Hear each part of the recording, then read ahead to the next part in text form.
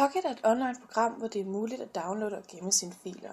Det fungerer som et personligt bibliotek for både artikler, billeder og videoer, og kan derfor være brugbart i forhold til jeres projektskrivning. De filer, der gemmes, kan blandt andet deles med andre gennem Facebook, Twitter og e-mail. Det eneste du blot skal gøre, er at hente programmet ned på din computer, tablet eller telefon. Herefter vil det være muligt at skabe dit eget personlige bibliotek. Programmet kan bruges på alle platforme. Det er derfor muligt at læse dine gemte filer på farten. Det er ikke nødvendigt at være online for at læse dine gemte filer. Du skal blot hente programmet ned på din computer. For at oprette dig på Pocket skal du gå på getpocket.com. Her kan du fra startsiden komme i gang med at oprette din private profil.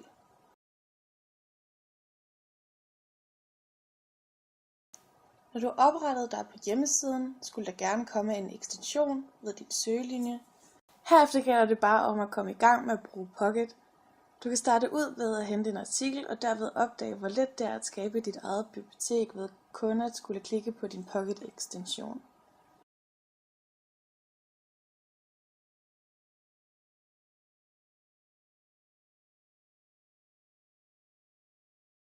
Det samme gør sig gældende, når du henter et billede eller en videofil. Derudover er det muligt at tilføje tags til dine filer, som vil fremkomme, når du fører musen hen over din gemte fil. Som tidligere nævnt er det muligt at dele dine filer med andre. Alt du skal gøre er bare at trykke på pilen under filen, og her vil dine delingsmuligheder fremkomme.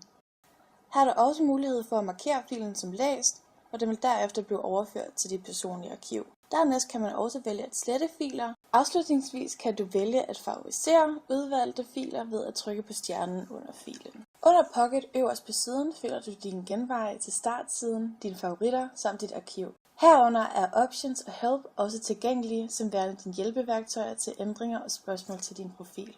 Under Options har du blandt andet mulighed for at logge af din private Pocket-profil.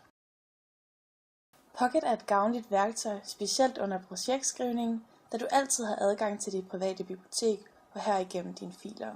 Det er en overskuelig måde at dele filer med gruppen, samt at holde rede i materiale og andet til både projektet samt den efterfølgende eksamen.